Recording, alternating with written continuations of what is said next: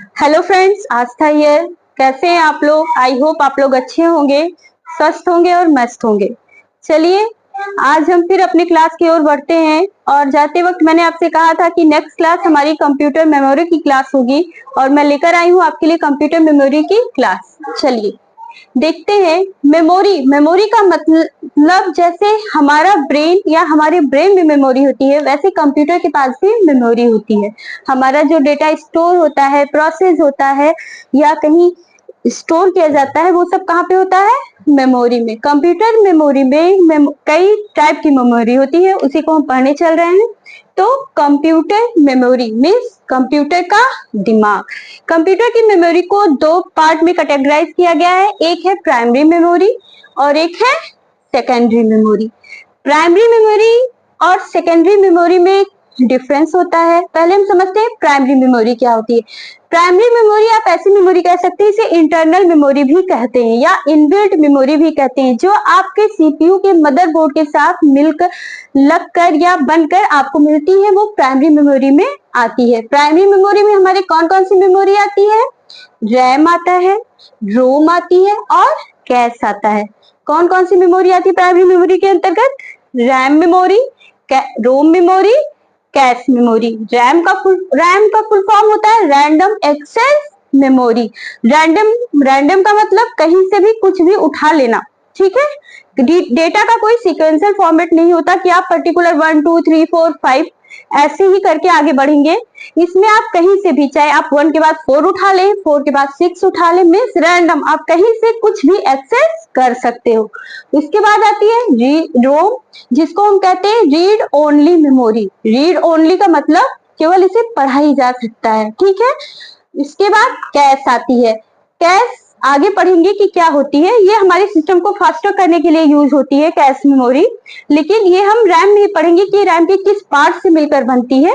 इसे एक आप फास्टर एक्सेस मेमोरी भी कह सकते हैं।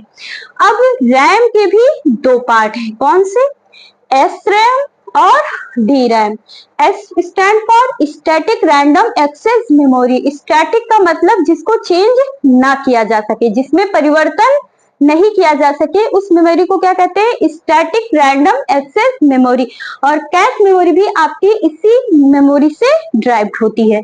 दूसरा है हमारा डी रैम, जिसे कहते हैं dynamic random access memory. Dynamic का मतलब चेंजेबल, यू कैन चेंज। आप इसमें क्या कर सकते हो? किसी भी चीज को क्या हो सकता है, इसमें चेंज हो सकता है। फिर है रैम को हम ओलाटाइल मेमोरी भी कहते हैं। ओलाटाइल का मतलब जब तक ये आपके सामने प्रेजेंट डेटा, आपके प्रेजेंट डेटा को रखने की मेमोरी को क्या कहते हैं? रैम।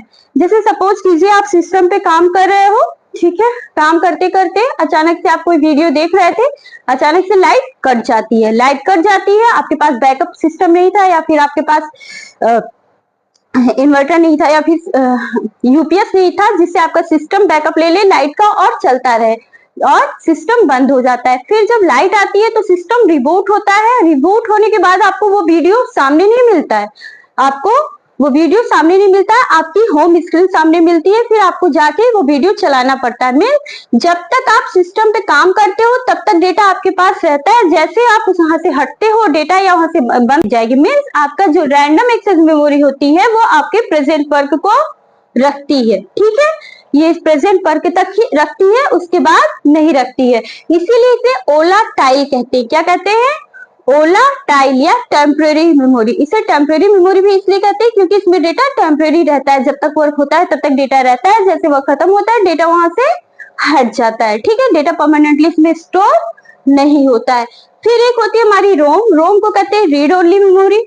रीड ओनली मेमोरी के भी 3 पार्ट है। पी रोम, इसका ना मतलब होता है प्रोग्रामेबल रीड ओनली मेमोरी, जिसमें आपके प्रोग्राम लिखे जाते हैं।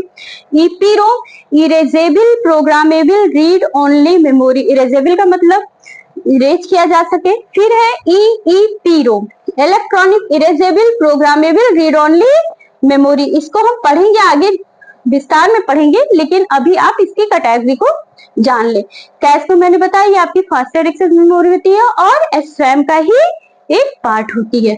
उसके बाद आती है और जो रोम होती है इसे नॉन ओलाटाइल मेमोरी कहते हैं, क्योंकि इसमें डेटा क्या होता है? स्टोर रहता है इसमें डेटा, पर प्रेजेंट का डेटा ही नहीं रहता है, इसमें डेटा क्या होता है, स्टोर रहता है, आप कभी भी इसे यूज कर सकते हैं या फिर लोड कर सकते हैं।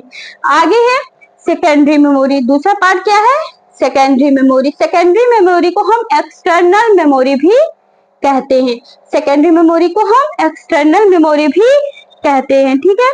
अब एक्सटर्नल मेमोरी में कितने पार्ट होते हैं, एक्सटर्नल मेमोरी में एक होती है आपकी फ्लॉपी डिस्क, एक होता है मैग्नेटिक टेप, एक होती है सीडी डीवीडी बीआरडी, ये एक होता है आपका पेन ड्राइव, और एक होती है मेमोरी कार्ड, और एक होता है हार्ड डिस्क। में सेकेंडरी मेमोरी को आप क्या कहते हैं, परमानेंट मेमोरी भी कह सकते हैं। ये क्या करती है, आपका इस डेटा को स्टोर करके रखती है। जब हमारी मेमोरी की कैपेसिटी कम भी हो जाती है तो हम एक्सटेंड करने के लिए भी सेकेंडरी मेमोरी को यूज कर सकते हैं। ये थी टाइप्स ऑफ मेमोरी। अब हम हर एक मेमोरी के फंक्शन, हर एक मेमोरी के वर्क को कल अगली क्लास में पढ़ेंगे, ठीक है। और जानेंगे कि रैम में एस रैम क्या करता है, डी रैम क्या करता है, रोम में पी रोम क्या करता है, ईपी रोम क्या करता है, कैश के क्या काम होते हैं, ये हम आने वाली क्लास में समझेंगे। जैसा कि मैंने कहा था जाते वक्त आपको कुछ नॉलेजफुल बता जाऊंगी, तो आज मैंने आपके लिए हैकर से रिलेटेड कुछ टॉपिक लाए हैं। मैं बताना चाहूंगी कि हैकर्स कितने तरीके के होते हैं। हमारे हैकर्स जो होते हैं वो 3 तरीके के होते हैं।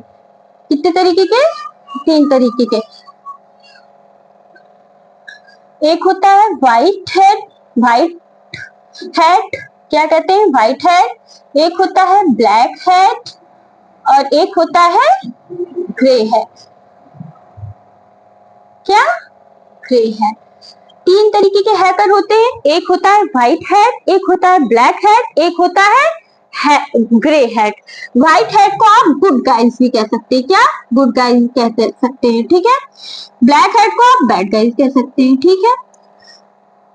और इसको कॉम्बिनेशन ऑफ बोथ कह सकते हैं। जो हमारे व्हाइट हैट हैकर्स होते हैं उनका क्या काम होता है, वो किसी भी कंपनी या किसी भी डिपार्टमेंट से क्या करते हैं, एक ऑथराइजेशन लेकर उनके सिस्टम के सॉफ्टवेयर के पैचेस को या उनकी सिक्योरिटी को चेक करते हैं कि इन सिक्योरिटी में कोई भी पैचेस तो नहीं है, या फिर इस सिक्योरिटी में कोई हैकिंग की ऐसी दिक्कत तो नहीं है, या ऐसी सिक्योरिटी इनकी कैसी है, मेंटेन है कि नहीं है, कि भविष्य में कोई इन पे अटैक करे और इनकी सिक्योरिटी से कंप्रोमाइज करके इनका डेटा चुरा ले। मीन्स हमारी जो व्हाइट हैट हैकर होते हैं इन्हें कंपनियां क्या करती हैं, एक एग्रीमेंट के थ्रू इनसे एक एग्रीमेंट करती है और ये इनकी सिक्योर कंप्यूटर या द्वारा बनाए गए सॉफ्टवेयर की सिक्योरिटी को चेक करते हैं कि भविष्य में आने वाले समय में कोई ऐसा पैच तो नहीं है जो हमारे इनके सॉफ्टवेयर से कोई भी डेटा लीक हो सके, जहां इनकी सिक्योरिटी किसी भी तरीके से टूट जाए और इनका डेटा लीक हो सके। मीन्स व्हाइट हैट हैकर क्या करता है, किसी भी सिस्टम के सिक्योरिटी को चेक करता है या किसी भी कंपनी के द्वारा दिए गए उनके एग्रीमेंट के द्वारा ये चेक करता है कि इस कंपनी के सॉफ्टवेयर में कोई ऐसा पैच तो नहीं है या कोई ऐसा डिफेक्ट तो नहीं है जिससे भविष्य में इनका सिस्टम हैक हो सकता है।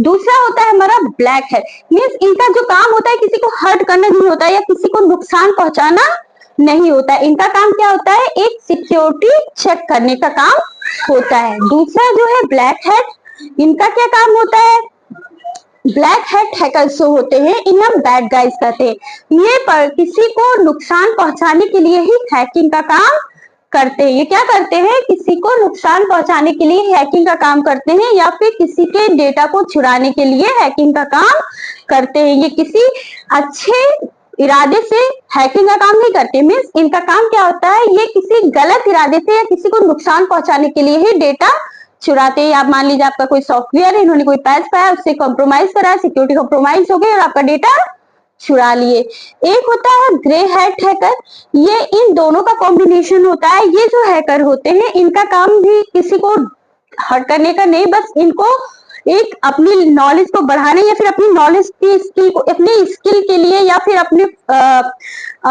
स्किल को फ्रूटफुल करना या फिर अपनी स्किल को इनहेंस करना, या फिर ये कह लीजिए कि ये एक खेल खेल में सबकी सिस्टम से हैकिंग करते। बहुत लोग होते हैं जिनको कोडिंग से अच्छा लगता है तो सोचते हैं कि अगर हम ये कर ले गए तो क्या होगा। मीन्स इनका भी कोई काम ऐसा नहीं होता कि पर्टिकुलर इनका मोटिव होता है किसी को हर्ट करे या किसी को नुकसान पहुंचाए। बस ये अपने इंटरेस्ट के लिए या अपनी खुशी खेल के लिए, खेल खेल में ये दूसरे के डेटा को चुराने की कोशिश करते हैं, किसी को नुकसान नहीं पहुंचाते। ये थे टाइप्स ऑफ हैकर। और आज की क्लास में हमने पढ़ा कि मेमोरी कितने टाइप की होती है और कितने प्रकार हैं उनके। बाकी की चीजें हम कल पढ़ेंगे। स्वस्थ रहिए, मस्त रहिए, नमस्कार। और अगर आपको पसंद आया हो तो बस आपसे एक रिक्वेस्ट है, लाइक कीजिए, सब्सक्राइब कीजिए और शेयर कीजिए।